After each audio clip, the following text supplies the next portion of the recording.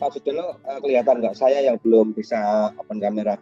Pak Sudiono, Ya, tadi kebetulan grup ada pertanyaan dari salah satu mitra ya, bahwa Pornas perlu download di semua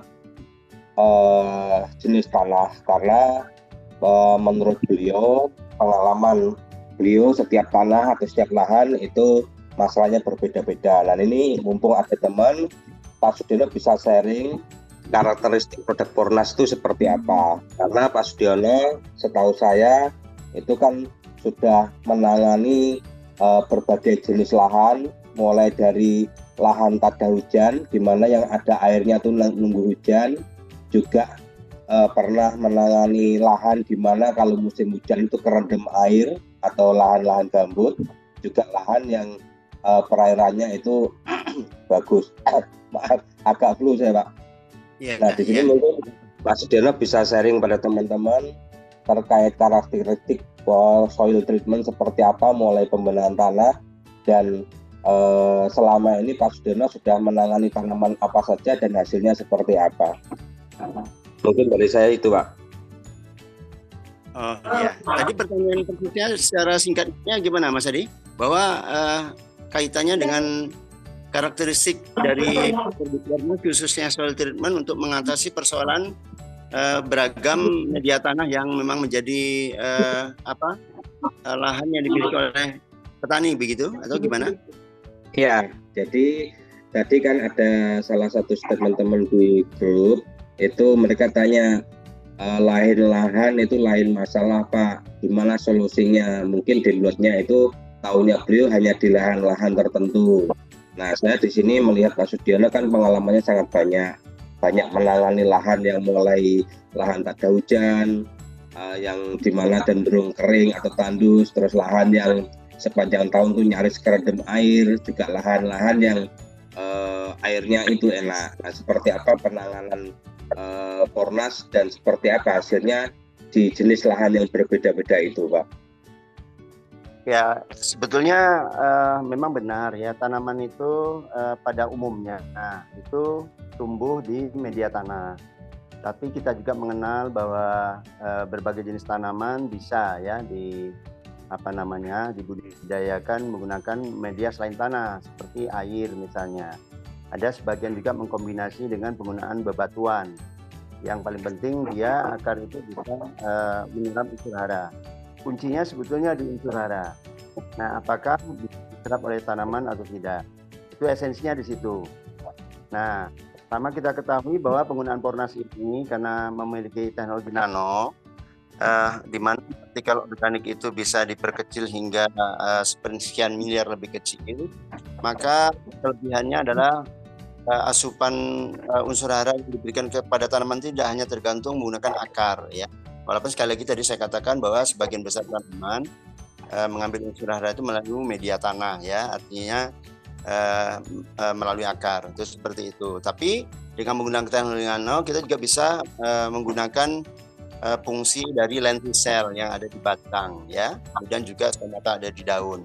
Bahkan pada dasarnya juga seluruh bagian tanaman seperti buah, pelepah dan segala macam itu memiliki pori ya, memiliki pori. Nah, mungkin kita punya pengalaman secara pribadi masing-masing pernah di masa kita makan satu jenis buah, sebut aja misal mangga, atau mungkin juga durian, atau jenis tanaman yang lain ya, seperti yang paling umum itu adalah jambu air ya, itu yang paling sering kena serangan ulat ya.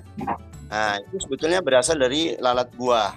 Itu seperti itu. Seringkali ya kita mengambil satu buah, apalagi yang ekstrim seperti mangga. Itu kita ambil, kita pilih 100% mulus kulitnya. Nggak ada satupun terlihat bagian yang bekas dimakan ulat gitu ya. Sehingga ulat itu kok bisa ada di dalam buah itu, seperti itu. Nah, itu pertanda bahwa memang tanaman dalam hal ini buah sekalipun bukan hanya akar yang memiliki semacam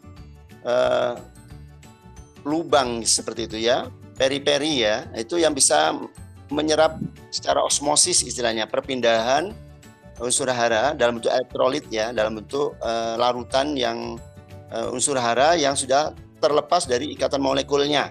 Itu disebut elektrolit. Seperti itu. Itu bisa diserap. Tapi juga melalui lentisel yang ada di batang dan stomata ada di daun. Itu seperti itu. Dan bagian lain.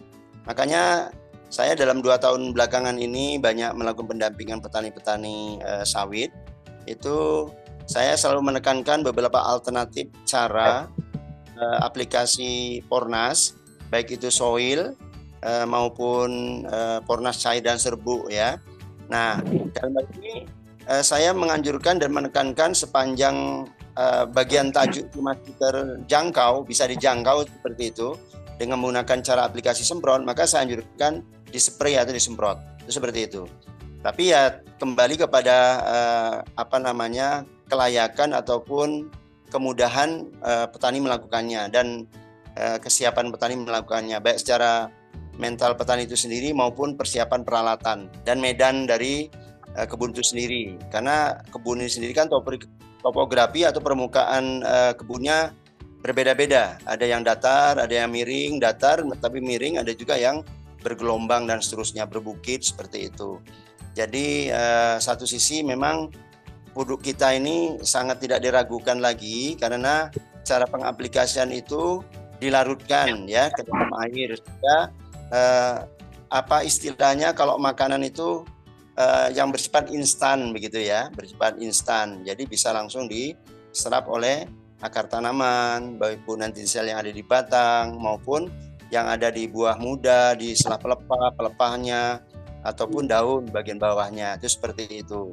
Nah, berkaitan kembali kepada tadi persoalan masalah media tanah yang saya menangkap pertanyaan itu lebih diarahkan kepada beragamnya jenis tanah dan media tumbuh tanaman yang umumnya dikatakan tanah. Ada tanah mineral ya, ada tanah pasir, ada tanah gambut, itu seperti itu. Itu memang penanganannya beda-beda. Tapi esensinya adalah di pH tanahnya atau media dari yang tumbuh akar itu. Saya sedikit mengutip ya, mohon maaf, saya sudah muslim, mohon maaf kalau yang non muslim. Saya selalu meyakini ada yang firman Allah itu saya mohon diizinkan ya, di surat Ibrahim ayat 24-25. Nah, kalau teman-teman nanti atau sambil buka kitab suci Al-Qur'an, itu bunyinya alam tara kaifa daraballahu matalan kalimatan thayyibah. Tidakkah kamu memperhatikan satu perumpamaan kalimat yang baik la ilaha illallah itu kasyajaratin thayyibah, seperti pohon yang baik. Nah, di situ Allah yang mengatakan pohon yang baik. Nah, kebetulan dulu semasa kuliah saya suka mengumpulkan ayat-ayat yang berkaitan dengan bidang saya yaitu pertanian ya. Nah, itu salah satu ayat yang selalu saya ingat.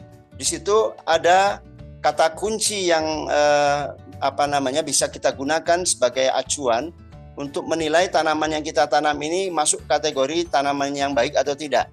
Nah, dikatakan secara definitif menurut Al-Qur'an itu asluha sabitun. Jadi pohon yang baik itu akarnya sabitun, artinya kuat, mengakar kalau bahasa kitanya. Jadi kalau bahasa kampung saya firmly into the earth. Jadi dianya mencengkeram bumi gitu. Nah, pertanyaannya kenapa akar bisa tumbuh berkembang sedemikian rupa? Misalnya sawit adalah masuk kategori bijinya itu berkeping satu, artinya monokotil, maka dia serabut. Ya, kayak jagung juga masuk serabut seperti itu ya. Tapi ada yang dikotil punya akar tunjang. Ya, itu akar pokok ya yang menghujam ke dalam perut bumi. Nah, prinsipnya sama, semua tanaman serabut maupun akar tanaman tunjang itu juga ada bulu-bulu akar. Nah, bulu-bulu akar itulah yang mengambil unsur hara. Nah, tapi mutlak semua unsur hara hanya bisa diserap, bahasanya juga diserap, maka dia membutuhkan media air. Nah, disinilah kemenangan kita menggunakan Pornas karena cara pengaplikasian dilarutkan ke dalam air dengan dosis tertentu sesuai dengan usia tanaman, kemudian juga jenis tanamannya, apakah tanaman pangan, tanaman muda ya, palawija ataupun tanaman keras. Nah, itu dosisnya tergantung. Tapi secara umum satu saset maupun serbuk dan cair itu 20 liter air ya standarnya seperti itu. Tapi kepekatannya tergantung kebutuhan. Nah, kembali kepada tanah tadi, kuncinya di pH tanahnya. Ya. Apakah tanah gambut? Ya memang pada umumnya asam karena memang selalu terendam ya. Dan sehingga proses dekomposisi atau penguraian itu terhambat karena bentuk cairan. Maka memang dibutuhkan jumlah soil yang lebih banyak sebetulnya. Tetapi kita bisa mengatasi serapan unsur hara itu melalui batang, juga daun dan bagian tajuk secara umum, termasuk buah dan bakal buah kalau untuk tanaman seperti sawit misalnya. Saya rasa mungkin pertanyaannya ini tadi mungkin berkaitan dengan tanaman yang tumbuh di tanah gambut ya mungkin ya, seperti sawit ya. Kuncinya di pH-nya. Cek aja pH-nya, sepanjang dia bisa di atas 5,5 hingga 7 yang terbaik, itu hampir dipastiin akan tumbuh dengan baik tanaman tadi. Artinya dikatakan waparuha bis sama. Jadi kalau asluha sabitun, akarnya tumbuh berkembang, kuncinya berarti tepat tumbuh berkembang dia itu memenuhi persyaratan sehingga dia berkembang. Nah, tapi dampak ya menyempit ketika kita menggunakan racun, kemudian menggunakan pupuk kimia, tanah mengeras, sirkulasi udara terhambat, akar tidak tumbuh berkembang. Sama seperti kita bercocok tanam di dalam media pot misalnya, kan ruang terbatas, lama-lama mengeras, apalagi tidak disiram, bisa dibayangkan. Pasti tanaman perlahan tumbuhnya menjadi kerdil bahkan mati ya, seperti itu. Begitupun di ruang terbuka ya. Nah, dia tidak akan bisa berkembang. Nah, maka batang dengan sendirinya juga tidak akan tumbuh dengan, maka tu'ti kulahin bi'idznillah tidak terjadi. Jadi akar yang baik menyebabkan pohon tumbuhnya bagus, maka setiap musim tanaman itu akan mengeluarkan buah. Nah, pupuk kita sendiri dikatakan bahwa salah satu kelebihannya kita melakukan pacu tanaman bisa berbuah di luar musim. Nah, itu karena memang ketersediaan unsur hara selalu tersedia. Nah, saya suka menerangkan kepada petani bahwa kelebihan pupuk kita karena memang kandungan unsur haranya lengkap dan itu bersifat biokimia, tetapi berasal dari bahan organik. Dan karena menggunakan teknologi nano, sehingga itu mudah sekali diserap oleh akar, gitu ya, 10 kali lipat lebih cepat. Makanya reaksinya bisa menyamai ya dari pupuk kimia, yang dimana dia itu tergantung kepada itu ketersediaan air ya ketika hujan. Maka selama musim kemarau praktis tidak ada pemupuk. Pupuk kita ini karakteristiknya tidak mengenal musim. Setiap waktu seperlunya kita memupuk tanaman, ya kita bisa memupuk. Itu. Misalnya tanaman sawit, kembali lagi. Sekali paling ideal sebetulnya 15 hari. Setiap 15 hari kita lakukan pemupukan pasca pengambilan buah yang dipanen. Berarti berkurangnya unsur hara bisa kita tambahkan secara seimbang kan yang hilang tadi, maka otomatis tanaman tidak dia akan selalu berbuah. Itu seperti itu. Tanaman lain, tanaman pangan, tanaman palawija, tanaman hortikultura, pada dasarnya sama. Saya lihat begitu banyak testimoni, baik itu tanaman durian, terakhir tadi saya lihat yang sudah mati pucuk pun bisa tumbuh kembali. Nah, ada satu pengalaman dari mitra kita, pensiunan dari kepala BPL ya, Badan Penyuluh Lapangan. Beliau adalah koordinatornya tapi sudah pensiun. Itu punya kesaksian trim. Jadi biasa menggunakan media tanah polybag dikasih tai kambing tapi yang belum masak ya, masih basah. Itu selalu menemui kasus tumbuhnya jamur putih ya, jamur putih. Nah, sehingga kambingnya keriting, bahkan ada yang sudah gundul selama 100%. Setelah dikasih soil treatment, pupuk pornas cair dan serbuk, tumbuh tunas baru, kemudian berbuah. Dan saya bulan lalu ke rumahnya ya, sangat terpencil dan sangat ekstrim. Itu seperti itu. Nah, bahkan yang tadi gundul itu tunas baru tumbuh. Nah, sehingga dia mengumpulkan 20 orang PPL di kantor dia dulu bekerja untuk kita berbagi pengalaman ya. Nas bisa sedemikian ya. Nah, jadi secara adalah memang namanya soil treatment ya, pembenahan tanah bisa melakukan suatu tanah yang ekstrim bisa kembali normal. Satu dari aspek yang biaknya mikroba sehingga bahannya dekomposisi mendaur ulang ya, bagian tanaman apa itu daun, buah itu ketika akan didaur ulang menjadi unsur hara lagi. Itu cirinya mikroba yang berkembang ada tadinya pucat, itu pertanda tanah yang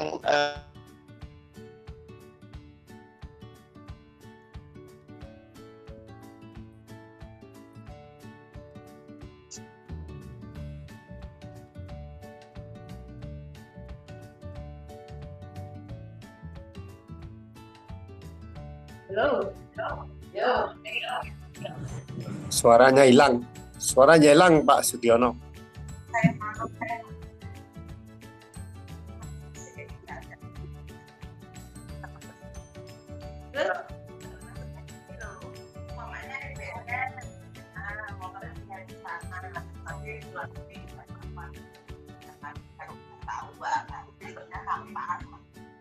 Gampang ya.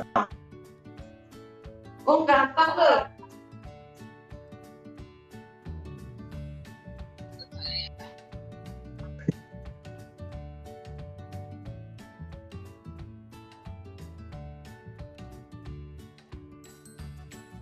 Mohon maaf teman-teman, tadi tiba-tiba keluar sendiri ya. Ini apakah HP-nya penuh atau gimana? Ya, halo teman-teman, bisa didengar suaranya? Bisa, Pak. Baru mulai bisa, Pak. Oh ya, saya kalau sudah bicara ngerocos begitu, mungkin saya kembaliin dulu kepada teman-teman yang pertama yang bertanya nih. Kelihatan diwakili Mas Adi. Intinya kalau saya simpulkan karena sudah mau memasuki waktu asar ya, kuncinya adalah di serapan unsur hara, kuncinya di sana. Nah, serapan unsur hara ini faktor pembatasnya salah satunya keasaman tanah. Karena ketika tanah asam artinya ketika diukur dengan pH meter itu pH-nya di bawah 5,5, maka praktis unsur hara dalam bentuk molekul itu tidak bisa terurai ketika larut dalam air sekalipun.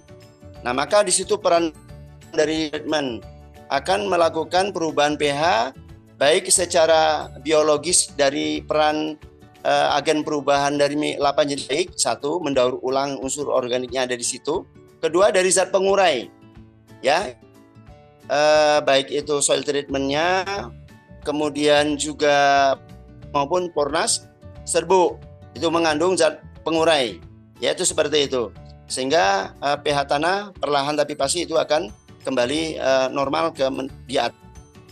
Nah, bahkan ada pengalaman pribadi kita yang menanam cabai, kemudian kita kunjungan ke lapangan, kita cek pH-nya tuh 4,5. Nah, maka kita langsung lakukan tindakan melarutkan 3/4 air di dalam drum yang ukuran 200 liter ya.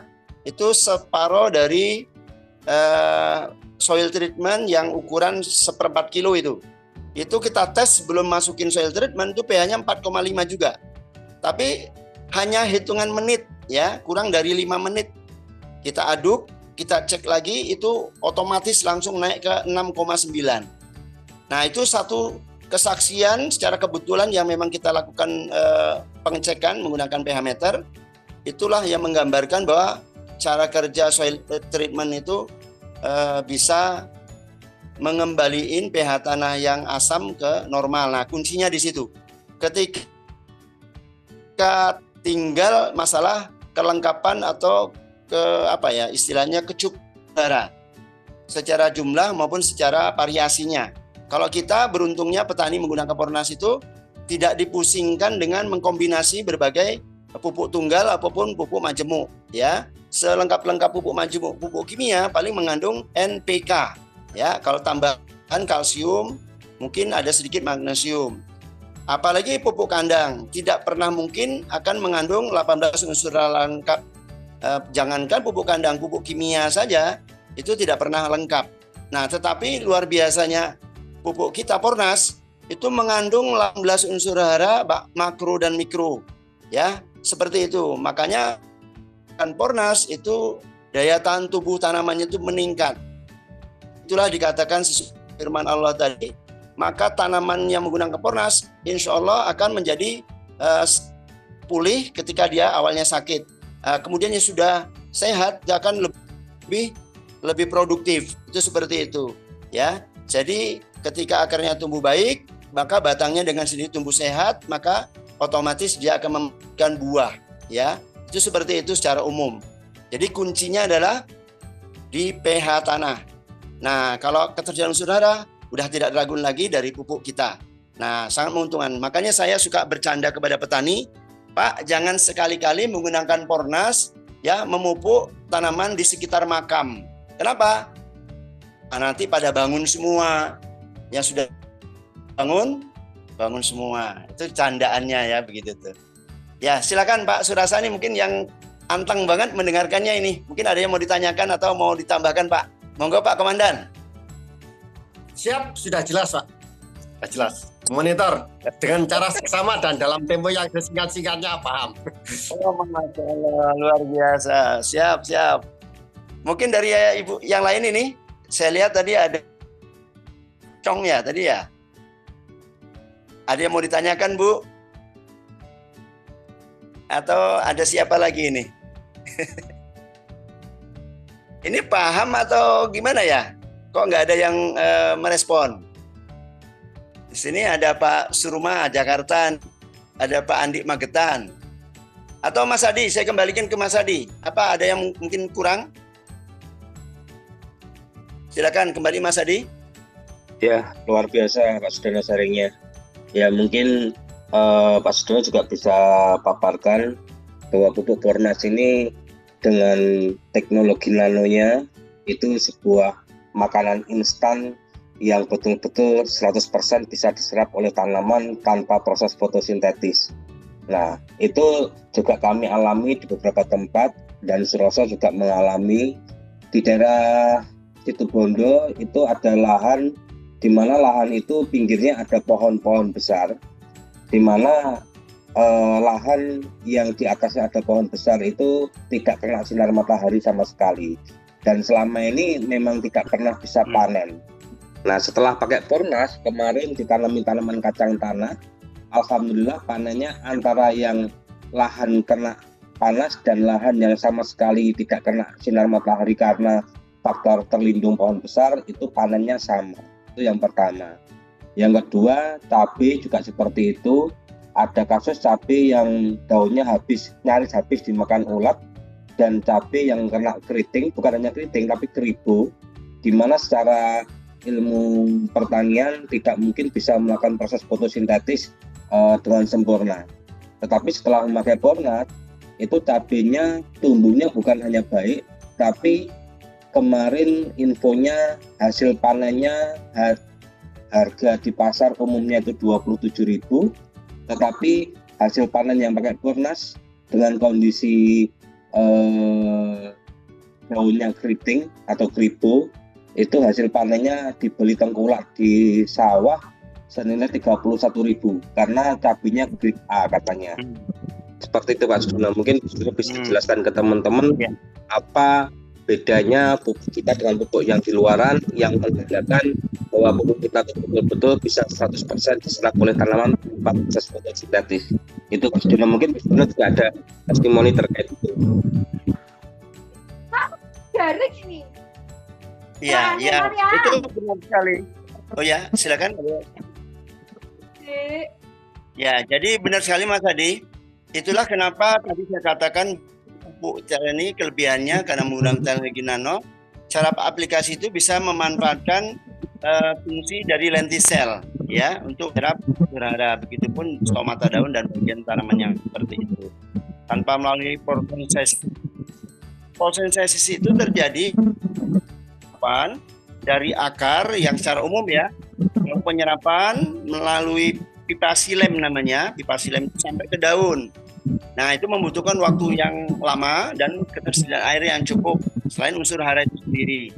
Tetapi berbeda dengan pupuk kita karena dispray langsung masuk ke dalam bagian apa itu akan langsung bisa melakukan proses biosin, istilahnya metabolisme tanaman itu sendiri berjalan. Itu seperti itu. Nah, itulah kenapa marketing yang dialami oleh mitra kita juga itu bisa menghasilkan buah panen. Tadinya gagal, tidak pernah panen, setelah menggunakan Fornas bisa tetap panen walaupun keriting, ya. Itu seperti itu. Nah, tambah sedikit sebelum saya mohon undur diri karena sudah azan, ya. Itu untuk teman-teman yang punya prospekan tanaman sawit khususnya Sumatera, ya, mungkin juga dulu kan proyek transmigrasi itu rata-rata tanaman karet, ya. Nah, hari ini tanaman karet itu kan memang kemarin-kemarin terutama, ya, harga karetnya murah sehingga banyak konversi, banyak dialih ke tanaman sawit. Tetapi karena mereka tuh pendapatannya hanya tergantung kepada karet selama ini, maka mereka tidak langsung tebang, melakukan teknik sisip namanya. Sisip itu tanaman karetnya tetap pelihara, tapi di setelahnya itu ditanamkan tanaman sawit. Nah, itu biasanya pertumbuhannya sangat jelek, ya, seperti kecambah, kurang matahari, maka dia tumbuhnya Nah, bisa digunakan pupuk kita sangat membantu karena tadi yang seperti Mas dikatakan, ya, itu bisa instan diserap oleh akar tanaman, hanya dispraykan sekitar pokok, kemudian pelepah dan daun dan batang sela-sela pelepahnya juga. Selama ini pertumbuhannya terhambat oleh karena dia kalah pupuk kimia kan hanya ditabur ke tanah.